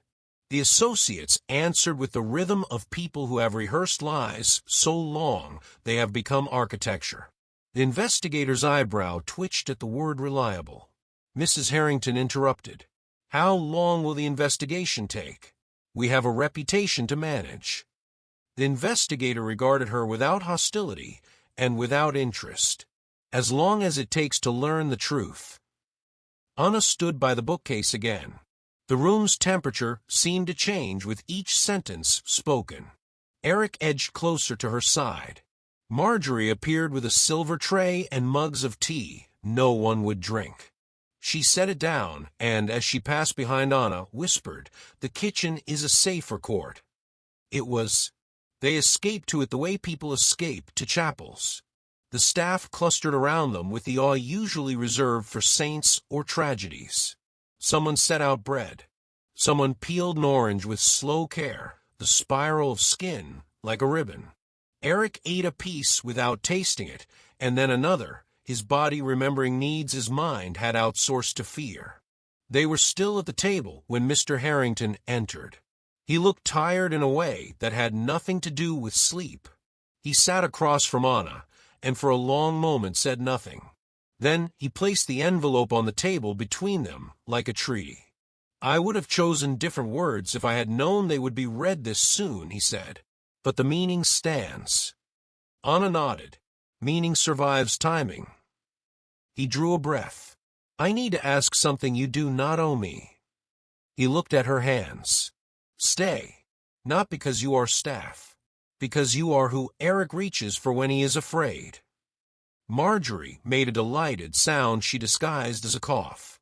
Eric stopped chewing and waited. Mrs. Harrington stood in the doorway. She had not been invited. She never needed to be. She crossed the tile and rested her hands lightly on the back of Mr. Harrington's chair. Her face was composed again, the public mask refitted. "You cannot make decisions of this magnitude in the kitchen." "Watch me," he said, and the answer was quiet enough to feel like steel. She slid her eyes to Anna. "If you stay, understand what you are asking for. The town will talk. The press will pry. Some will call you hero. Some will call you lucky. Many will not say your name at all. The house will have rules. I will still be here." Anna folded her hands. Her voice did not waver. "If I stay, it is not for the town or the press or for your approval. It is for him." She tilted her head toward Eric. "If I stay, it is because I promised." Mrs. Harrington's mouth thinned. "And if we say no?" Eric set his orange slice down and spoke with a certainty that surprised even him. "Then I go where Anna goes." Silence opened its hands and let the sentence sit in its palm. Mr. Harrington closed his eyes. When he opened them, he had chosen. "She stays." Mrs. Harrington's reaction looked almost like laughter and almost like surrender. It contained something of both and neither. She nodded once, as if a chess piece had moved in a way she had not anticipated, and she would need a new game to win. News trucks formed a crooked line outside the gates. The publicist called twice, then 3 times, advising statements and controlling narratives. Mr. Harrington issued none. The truth was already moving faster than Brand, and every time Eric spoke to anyone, he said the same thing. "Anna flew. Anna saved me. Anna is staying." By evening the house was quiet again in the way battlefields go quiet after a charge. The pilot's wife had been called, and had come and had left the sound of her grief a knife that could not be kept from cutting. The FAA investigator took the logs away in a briefcase that looked too small for the weight inside. The sheriff left with promises to return. Eric refused to sleep alone. They settled him in the guest room adjacent to Anna's attic stairs. He held her hand until his breath deepened and his grip softened. She sat in the dim for a long time, listening to the hum of a house that had always pretended not to breathe. When she finally stood, she did not climb to the attic. She went down instead, past the kitchen, past the silent dining room, down the corridor to the study. The painting looked at her as if it too had watched the day and learned something about itself. She pushed the frame aside and entered the code. The safe side open. Inside, the codicil rested under the little brass compass that always pointed to the man who placed it there. She lifted the instrument, slid the document free, and read the lines again not as threat or trap, but as recognition. On the bottom margin, In small script she had not noticed the first time, there was a notation. Not legal language. A sentence written in a hand that was careful only when it mattered most. If fear finds you, remember the field is wider than the sky. She replaced the codicil and closed the safe. The painting settled back into place as if the storm it depicted had finally decided to move on. When she turned, Mrs. Harrington stood in the doorway. She wore no silk now, only a plain sweater that made her look younger and older at once. "You could have taken that letter and run," she said. "Sold it. Fed yourself on it for years." "I would have starved," Anna replied. Mrs. Harrington's shoulders lowered the smallest fraction. "I do not know how to be the person my son needs. I know how to look like her." "Begin somewhere else then," Anna said. "Begin with telling him the truth when it will not hurt him. Begin with letting him keep the people who make him brave." Mrs. Harrington's lips pressed together. She nodded a single time, as if learning a new muscle. "Begin," she said, tasting the word like medicine. They stood, without speaking, for a few breaths. Then Mrs. Harrington left the doorway, and the study returned to its quiet. In the hallway, Anna paused outside the guest room. Inside, Eric slept on his side the way he always did, one hand open on the pillow, as if catching light. She took the letter from her skirt, held it a moment, and slipped it into the nightstand drawer. It belonged to him. He would read it when his father decided the hour was right, or when Anna did, if the hour never came. She climbed the attic stairs and sat on the edge of her narrow bed, shoes still on, dress still neat. The house was a different shape now. She felt it under her feet. Power had shifted not into her hands, but away from the idea that she had none. Outside, the night stretched clean and cool. Somewhere down the road, a field held the memory of rotors. The grass would spring back by morning. The sky would forget them because the sky can afford to. The ground would not. Act 3 closes on the line between air and earth. The fall is over. The landing is real. What comes next will not be written in flight logs or contracts, but in the way people choose to see each other when there are no cameras to impress. They would all wake to that work. And Anna, invisible and indispensable, would begin it. The Harrington estate had never been so silent. For days it had been a theater of whispers, doors closing quickly, phones pressed against ears in distant corners. Outside, the world clamored. News anchors repeated the words nanny and helicopter as if they had been waiting their whole careers for that pairing. Headlines called Anna a heroine, a miracle, a mystery. Some doubted, some embellished, but none ignored. Inside, life bent beneath the pressure of truth. The FAA investigator returned on Tuesday with a thin folder that seemed to weigh as much as a stone. The pilot's medical records had confirmed what Anna already knew in her bones: a weak heart, ignored warnings, an employer who had gambled that loyalty would outlast mortality. The helicopter was sound, the investigator said flatly in the study, his voice neither cruel nor gentle. The failure was human. The man should not have been flying. The responsibility lies with whoever insisted he was fit. Mr. Harrington accepted the words with a stillness that was almost noble. Almost. His eyes flicked toward the associates, who looked down, unwilling to share the burden, but unable to deny it. The investigator closed his folder. There will be no charges against Ms. Rivera. Quite the opposite. Without her, we would be discussing a tragedy instead of a near miracle. You should consider yourselves fortunate. He left without waiting for gratitude. The silence he left behind was thicker than marble. By midweek, the front gate of the Harrington estate had become a kind of shrine. Strangers left flowers and notes addressed not to the family, but to Anna. Messages written in hurried hands read, "Thank you for your courage. You save him. You are proof ordinary people can do extraordinary things." For the first time, Mrs. Harrington drew the curtains not to keep envy out, but to keep humility from coming in. She hated the sight of strangers kneeling where she had once waved from the balcony. Anna kept to the kitchen. When cameras craned over the walls, she stayed invisible, not out of shame, but out of instinct. Fame was another kind of storm, and storms pass faster when you don't try to dance with them. Eric, however, could not stop talking. To every tutor, to every visitor, to every staff member who asked how he was, he said the same words with relentless certainty. Anna flew. Anna saved me. Anna stays. The repetition became a kind of prayer. One evening, the family gathered for dinner. The table was long, candles lit, crystal gleaming. The staff moved with trained precision, yet tension rode every plate like an unwelcome guest. Halfway through the meal, Mrs. Harrington set down her fork with a delicate click. We cannot allow this circus to continue.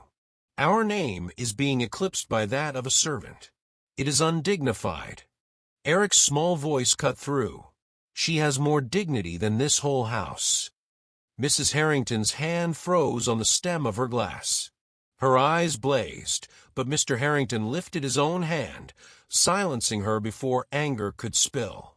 He looked at his son, then at Anna across the table where she stood ready to clear plates. Dignity, he said quietly, is earned, not inherited, not purchased, earned.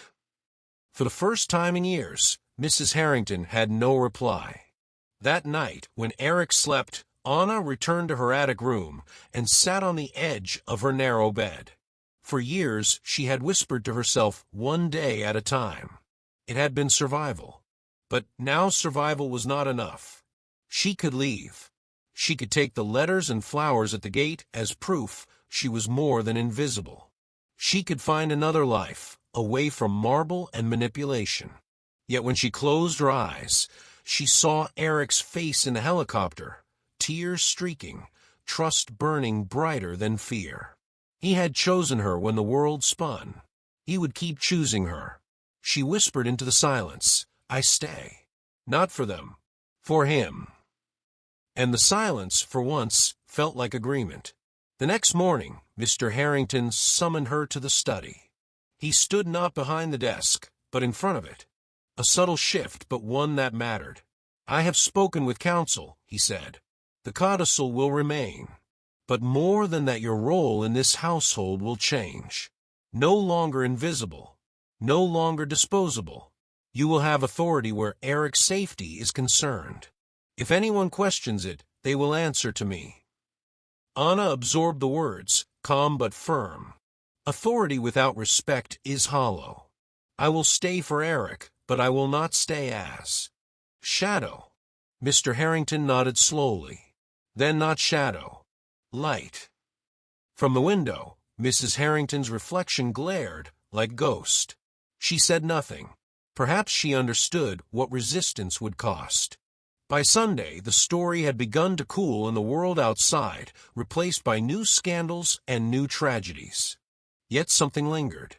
In the local papers, in the quiet talk of staff and neighbors, Anna's name carried weight it never had before. Marjorie told her over tea, "Do you know what they're saying in town? That the Harrington fortune could buy anything but the courage you carried in your two hands. And that courage fed their heir better than gold ever could." Anna smiled faintly. Courage is not mine alone. It belongs to anyone who decides fear is not the last word. One evening, Anna sat with Eric by the garden fountain. The boy threw pebbles into the water, watching ripples chase each other into circles. "Anna," he said suddenly, "will you ever leave me?" Her heart clenched. She touched his hair. "No, not while you need me." "But what if one day you want to fly again? For yourself?" She hesitated. The dream was still there, folded like paper wings in her chest. But she looked at him, at the boy who had trusted her with his life midair, and she understood. "Then I will teach you to fly too, so that when I do, we'll fly together." He grinned, and for the first time since the helicopter, his laughter rang without tremor. Weeks later, when reporters still lingered at the gate, Anna agreed to speak once. Just once. They asked her how it felt to save the heir of a millionaire family. She answered simply, in that moment he wasn't an heir. He wasn't a Harrington. He was just a child. And I wasn't a nanny. I was just someone who refused to let fear win. They pressed for more. She gave them only this: dignity does not belong to the rich or the poor. It belongs to the human heart. Respect is not given by titles. It is given by actions. And sometimes the invisible carry the greatest weight. That sentence was quoted more than any headline. At dusk, long after the last reporters left, Anna stood at the attic window. The field beyond the estate glowed green in fading light. She could still feel the rotor shake in her bones, still hear Eric's voice promising to be brave. She breathed deeply, not the shallow breath of fear, but the steady breath of someone who had faced the storm and found herself still standing. Invisible no longer, indispensable forever. And somewhere above, the sky spread endless and open not as a threat, but as a promise.